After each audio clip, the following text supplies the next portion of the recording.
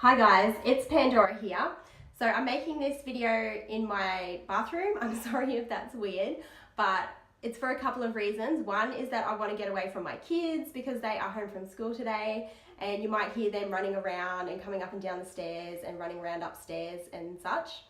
And the other reason is that I want to have good lighting for this video so that you can see my skin, and I'm making this video with no makeup on for a reason, so that you can see my skin. And I want to make this video because the topic of veganism has come up on YouTube recently and it's come to my attention. And so I want to talk about it, not to defend myself, but just for no other reason than because it's interesting to me. I find the phenomenon interesting and I find things that I see in the movement interesting. So I'll talk about those in this video. I'll talk to you about my state of health and my diet. And so yeah, let's get into it. So what brought this to my attention was that just under a week ago now, an Aussie YouTuber who had quite a popular channel on wellness and veganism and plant-based diet and things like that made a video about why she's not vegan anymore, and she talked about her and her partner and some of the health problems that they were having, and you know, the whole big saga about how they were having skin issues and digestive issues and things like that. And eventually they finally went to a doctor who told them to start eating animal products again, and they did. And that was the answer to all of their problems, and that it solved all of pretty much the skin and digestive issues that they had, and they started eating meat again. So yes, that was quite controversial. There was quite an angry backlash from the vegan community, as you could imagine. And there was also some words of support from okay, she's gone. So it's kind of sparked the debate again, and it got people talking and thinking about this issue again, and it's got me thinking. So I was watching Crimson Fire, and she touched on this topic in one of her latest videos in a Banish the Bullshit new series that she started, which I'm so excited about. I think that it is very sorely needed for a lot of us.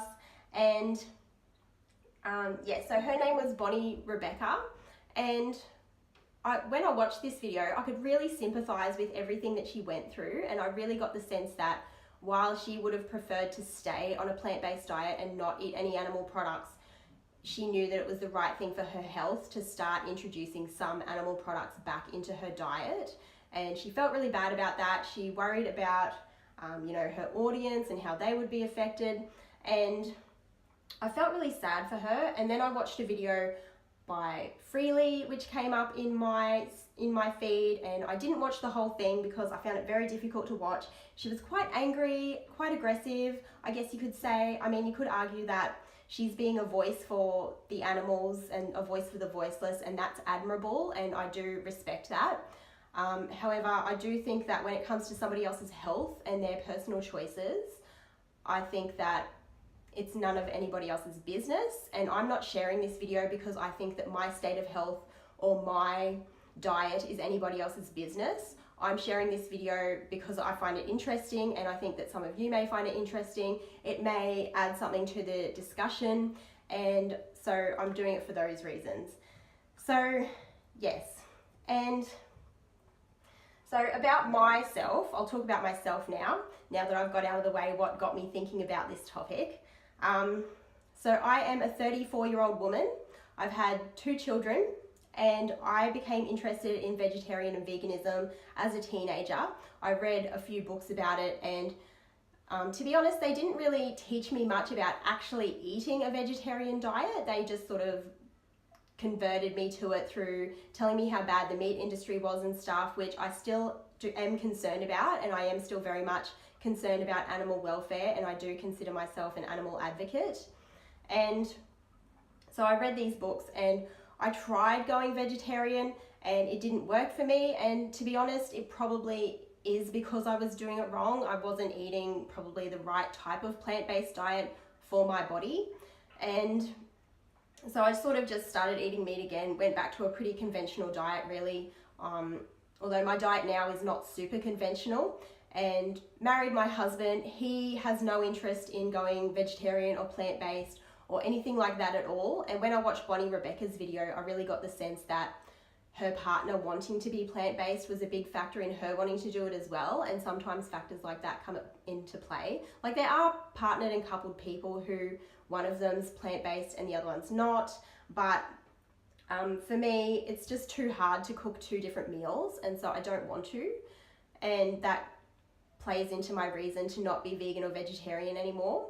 And so what I eat in a typical day would be, in the morning I wake up and I either don't have breakfast if I'm not hungry. If I am hungry, I'll eat a bit of fruit and I'll just have some fruit by itself, or I will have very occasionally toast or cereal, not very often because I try to keep my carbs down. I will sometimes have eggs with either avocado or toast, or very occasionally I'll do the bacon and egg breakfast thing, so I will have a bit of meat at breakfast. I'm very concerned about sourcing ethical, or what I consider to be ethical, eggs. I think that the cage egg situation is just an absolute disgrace, and I don't want to support it at all. So I will either source farm fresh eggs or cage free or free range eggs. That's my personal choice, and I do think that we should put an end to the egg cage. I think that it's really cruel, and it's going to continue though for as long as farmers can make money out of producing cheap eggs and people can buy cheap eggs. Unless something steps in to say, no, actually, we can't do this, you can't have cheap eggs because it's cruel, and some legislation comes in, I don't think anything's going to be done about it. So it's just up to me to make that personal choice to choose eggs that I consider ethical. My husband and I do want to get our own backyard chickens at some stage, so that's something that I would really like to do, and that I hope we manage to do, so that we can eat homegrown eggs. So that would be great. But yeah, so eggs are a really good thing to eat for breakfast for me. I find that they keep me full for a really long time. I don't need to eat again until like lunch or late afternoon or dinner if I have some eggs, and like I'll have them with a bit of avocado, as I said. Very occasionally I will eat a salad for breakfast, or salad vegetables. Like, I'll get up and eat a cucumber for breakfast just to increase my vegetable intake, because that's really important to me. And I think that, you know, when you look at how to improve a lot of people's diets, the one thing that you could do is A, drink more water, and B, eat more vegetables. And just those 2 simple things can often make a really big difference. And instead of focusing on what you want to get rid of, oh, I've got to cut out processed sugars, or, you know, grains or dairy or meat, if you just focus on drinking more water, then you'll cut out a lot of the processed sugar, because you won't be having, you know, caffeinated, carbonated, sugar-laden, alcoholic beverages as much, because you'll be drinking more water and won't be thirsty anymore for those things. And if you're eating more vegetables, then you won't be hungry anymore for all of the other things that you shouldn't be eating, all those bad foods, which actually there aren't any bad foods. There's just, you can eat too much of anything and take in too many calories and put on weight. So there's that. And so yes, so that's what I typically eat for breakfast, if I eat breakfast. For lunch, I will usually eat some dinner leftovers, or I'll get together some salads with some fermented foods such as sauerkraut, or you know, fermented garlic, things like that, and a bit of, again, vegetables, cucumber, what have you, and like maybe a bit of meat, some tuna, like I'll get a little tin of tuna. Sometimes I'll have that with rice cakes, or sometimes I'll have it with bread or toast. Very occasionally I'll have a sandwich or something like that. So yeah, that's what I'll typically eat for lunch, like typically on your average day. So dinners vary greatly as well. One thing that I do want to change about my diet in the future is that we do eat a lot of processed carbohydrates. So I will tend to make things with a lot of white pastas and white flours and things like that, and white rice, which I want to try and cut back on a bit. So I'm eating a fair bit of that stuff. So I'll often cook, like my favorite meals to cook would be tuna mornay, something with chicken in it, like a chicken, apricot chicken, or a chicken pasta, or butter chicken, or something like that, which I'm aware a lot of these things are quite high in sugar, which again is something that I want to start reducing. And you know, or we'll have steak with mashed potato and veggies, or a chop with sweet potato and veggies or something like that. I always make sure that we have veggies with dinner. That is non-negotiable. So we always have a serve of veggies, usually cooked veggies with dinner. So, you know, those type of things are what I typically eat for dinner. Yes. So, and I'll just talk about my state of health now. So I don't have any major physical health issues. I did want to do makeup free because I'll show you my skin. My skin is usually quite clear. I've got a couple of scabs over here from when I had a breakout about a week ago, and it's just healing up. And that happens every month at that time of the month when I have PMS symptoms or I'm having a period. Sorry for the non-menstruating public that doesn't like me talking about that, but that's what happens. I will have my periods and I break out regardless of what I'm eating, what I'm doing to my skin on the outside. Like, I'll try really hard to make sure that I'm exfoliating my face properly and using a mask and cleansing properly and this and that, but it doesn't matter. Once a month I have a breakout, that's it. And I don't have any terrible digestive issues for the most part. I don't very often get constipated or have diarrhea. I wake up and do a poo at the same time every morning, most mornings. So weird talking about my bowel movements on YouTube, I know, but that's how it is. I will sometimes get heartburn and indigestion, if anything, and that's usually only when I eat certain foods. And for that reason, I don't eat very much of things like sugary noodle dishes or like your chicken wings with the sugary coating, and I'll talk about that some more later on in the video too. And so yeah, I don't have any major digestive issues at all. I do get some hay fever and allergy and asthma symptoms. However, I do find that I get some relief from my asthma symptoms during summer and an exacerbation of my asthma symptoms during winter. So again, that's more to do with other factors than my diet, I think. And also I notice an exacerbation in my allergy symptoms in the springtime. So again, it's just the time of year and what else is going on around me. It's not my dairy intake or anything like that. So yes, I'm pretty healthy generally. I could lose some weight. Like, I'll just show you a little bit of my body. This is my arms, and I've got a little bit of a mummy tummy.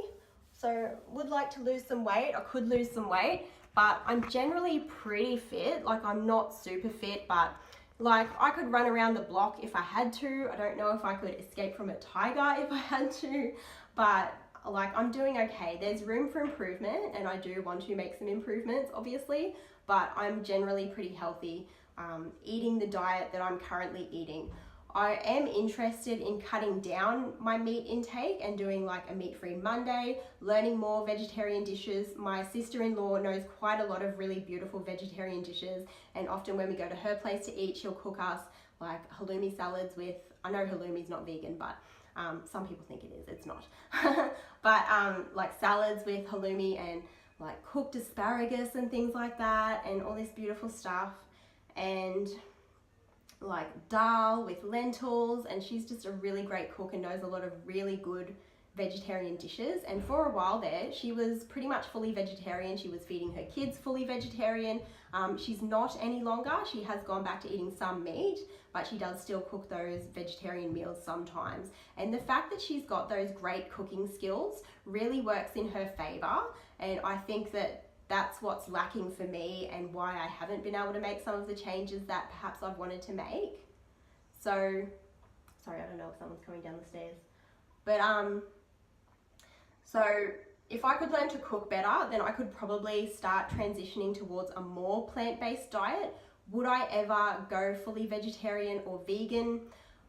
I wouldn't put that pressure on myself if it wasn't working for me. If I was getting the horrendous skin breakouts, the digestive issues, etc., etc., I would go straight back onto my usual diet. I wouldn't even really hesitate, and I wouldn't feel the need to apologize or explain myself to anybody about it, because I do really think that it's none of anybody's business. And that's getting into the ethical issues of eating meat and eating animal products, okay? So if you see a tiger in the wild eating a gazelle or a zebra or something, you don't say that it is evil. You don't say that it's inherently bad or immoral or wrong or anything like that. It's just doing what it does. And okay, there's a debate going about whether humans are meant to be herbivores or whether they are meant to be omnivores. And even in the scientific and medical community, this is still something that's debated quite heavily. There are some reasons why we may be meant to be omnivores. We've got mostly quite flat teeth. So, but we do have like our incisors, which are a little bit sharp, and like while they couldn't tear raw meat or anything like that, like an obligate carnivore, which is what a tiger is, they're an obligate carnivore, so they have to eat meat to survive. We are not obligate carnivores. We can survive on a plant-based diet and we can survive eating some meats. It's more a question of which diet is optimal for each person, and I do think that the answer to that is individual for each person. I think that different people thrive on different diets and different things work for different people. So yeah, that debate rages in the community, and when you look at our digestive tract as well, there's some things about it that would suggest that we are herbivores, and there are some things about it that suggest that we are omnivores. So there's that. And if you want to comment on this video and tell me one way or the other if I'm right or wrong, that's fine. But as far as I'm concerned, unless you are a scientist or someone in the medical profession who has studied this, then you need to take a seat and let people make their own choices and work out for themselves what's right for them, along with their doctors and their medical professionals that they are seeing. So, yeah. I'm trying to think if there's anything else that I wanted to say. Like, I do still very much care about animal welfare, and I do think that factory farming is a very big issue. Obviously, I don't want to support it. I probably do in some ways, sometimes with some of the meat that I buy. Like, I do make an effort to buy free-range chicken and things like that, like local grass-fed meats and things like that when I can. It is quite expensive, and when you look into the paleo diet that tells you to eat grass-fed meats, it's quite expensive. But so, you know, I try to source meat that I consider ethical as much as I can. And again, you know, vegans don't consider any meat ethical, and I get that because you're killing an animal to eat it and no animal wants to die. However, I do think that there is a difference between, just seeing how long this video is getting, eating an animal and being cruel to it.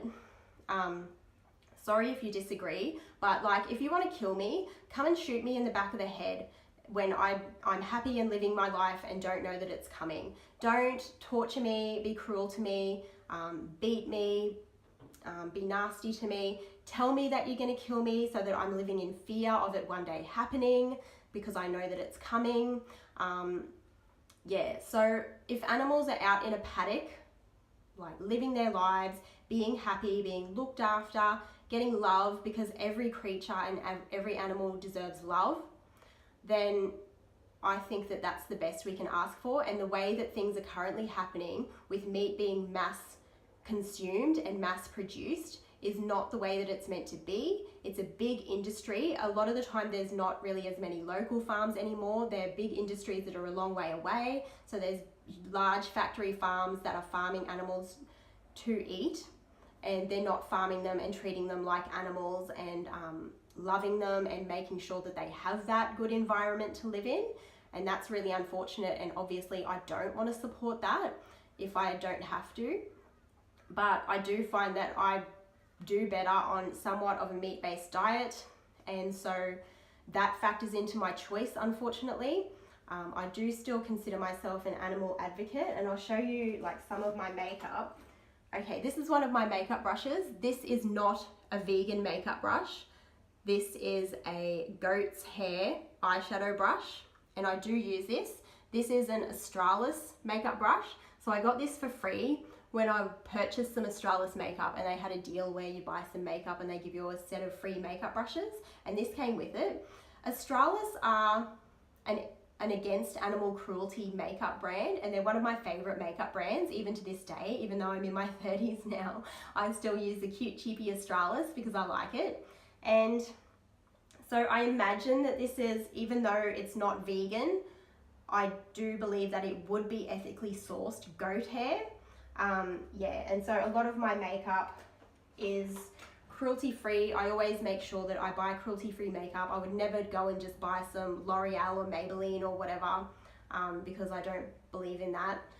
They're being sold to China, and everything that's being sold to China pretty much is tested on animals these days. And I can't believe that this is even an issue these days. I remember when I was young and we campaigned against animal testing, and I was just really like, yes, we're gonna end animal testing.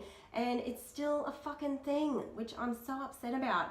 And just, you know, just the explosion of consumerism with makeup these days has gotten out of control. It's an environmental issue as well as an animal rights issue. And, you know, the environmental issue is one that comes into the veganism argument as well, because, you know, factory farming and meat consumption, more so that the factory farming aspect of it, if we did have those smaller local farms, it probably would make less of an environmental impact. But because of the methane gases and everything that's produced in the factory farming process, it does have quite a significant environmental impact. And when you look at the pie chart of all the other things that contribute to carbon emissions and things like meat, the meat industry is like almost a quarter, I think. It's pretty high. Other things that are high as well though are things like the textile industry. You know, people driving their cars around is pretty significant as well, and all the cars, buses, trucks, etc. on the roads is significant. But another thing is the textile industry, and people buying fast fashion, buying cheap clothes, and buying them all the time, and the majority of them end up in landfill because you wear it once, and because it's made out of rubbish, it just rips, and so you chuck it in the bin, and then you'll buy something else, and maybe it'll look okay on you, but it'll be in fashion for like all of half a second, and then you get rid of that. Pardon me, you take it to the op shop, and the op shop doesn't keep very much. I've actually been volunteering at an op shop, and they don't keep very many of the clothes that get donated. They have to be really in quite good nick and quite gently worn to be able to be used. So, you know, fashion and the textile industry and people buying fast fashion and cheap clothes and then just getting rid of them is a really big environmental impact as well. And so we are all making an environmental impact, not just people who are eating meat. And you know, other things make an environmental impact as well. You could even look at things like our medicines, pharmaceuticals, and when you think about it, all of these vegans that are on diets that aren't working for them, that are going to naturopaths and getting all these naturopathic remedies and stuff, what kind of impact is that having on the environment? Even essential oils, like I have quite a significant collection of essential oils. I have quite a lot of them, but when people do get right into the essential oils, especially the people that do the multi-level marketing and things like that, they will tend to get really big collections of essential oils, and nothing about essential oils is eco-friendly or environmentally friendly. It has a very significant impact. It takes a lot of plant matter to make just a small amount of oil, and so that has to be farmed, and a lot of the time essential oils are factory farmed. There are some companies that don't factory farm their oils. They source them from, you know, where they're indigenous to and where they thrive and things like that, which is fine, but even so, essential oils have an environmental impact. Lots of things have an environmental impact, not just eating meat. So, okay, now I think that I've said everything that I wanted to say in this video. So, thanks for watching. I hope that you got something out of watching this video. I hope that you enjoyed it. If you are a vegan and you respect me less now because I'm not one and I've explained to you why, I'm not doing this to defend myself. I'm doing this to add to the discussion because it's interesting. And so, yeah, that's all I really wanted to say. Thanks very much for watching, and I'll see you next time on my channel. Bye. Bye. Just a couple more things I wanted to say. So my diet is far from perfect, but it is also far from terrible. Like, there is room for improvement, as I said. I forgot to mention that I do sometimes drink alcohol, so my alcohol intake is a big part of what contributes to my calorie intake, and I think that's why I have a little bit of trouble shifting the weight. And I also do eat chocolate most days. I'll have a small quantity of good quality dark chocolate, or sometimes I'll treat myself to a little bit of other chocolate, but for the most part I try to limit that. So that is dairy. I do eat cheeses, so sometimes I'll eat something with cheese in it, either an omelette or like a shepherd's pie with cheese on top. And when I'm making a meat dish with mince, I will try to bulk it up with things like lentils and things like that. So yeah, and I'll have the occasional piece of cake or a biscuit. I find that those are a little bit of a weakness for me though, so I try to avoid them and only eat them on the special occasions when I'm with other people and it's someone's birthday or something. So I don't keep them in the house. And I do sometimes eat chips, but if I am eating chips, I'll tend to get a packet of chips and I'll have just a few of them, like a handful out of the packet. So yeah, I just realized that I didn't talk enough about my diet, even though I signed off and said goodbye, because I was getting interrupted by my son, so I had to rush off. But yeah, I hope that I've conveyed my thoughts and my point clearly in this video. All I really wanted to say is that somebody's eating habits is nobody else's business. It's up to them. And like, we have an obesity epidemic going on in the country at the moment, and that is of concern to me, but I don't think that it's something to criticize people about. I think that it's very personal. Like, all people have all kinds of issues, right? I'm no exception. I have that little bit of a drinky drink, so I like to have a drink, and like I had my share of struggles with that in my life. And you know, there's an ice epidemic going on in this country as well at the moment. So there's people sitting around smoking crystal methamphetamine, and you know, sometimes people have issues with eating and food addiction. So they'll be addicted to certain foods, they'll be addicted to the experience of eating and eating too fast and eating too much and things like that, for all kinds of reasons, like emotional problems, mental health problems, or just, you know, bad habits that they've learned being raised in the family environment that they were raised in and stuff like that. So when I see people, for example, having a snack and having a box of like chicken wings with the sugary coating, like, it does frustrate me and it does make me upset, but I'm not going to criticize them and be really hard on them about it. And I think people in this around this issue can be really hard on each other, and it makes me really sad to see. Like, if you really strongly care in animal welfare and putting an end to animal suffering and putting an end to animal cruelty, that is fantastic and absolutely admirable. However, if you cannot extend your kindness and compassion to other human beings, then to me that's a real shame. And I think that when people, you know, make videos going off their nut, using bad language, swearing, and accusing someone of not caring about animals enough because they put their health and their well-being first, which I absolutely think that people need to do. Everybody needs to eat in a way that's right for them. If you are eating a vegan or vegetarian diet and you are thriving on it and you're really healthy and you're doing well and you believe that you're doing it right, then that's fantastic. By all means, keep going. But if other people have diets that are working for them, like me, my diet is basically working for me in terms of my health and well-being, then I really think that it's none of anybody else's business. So yes, I hope that I've gotten that across now. So now I will sign off. So thanks very much. See you next time. Bye guys.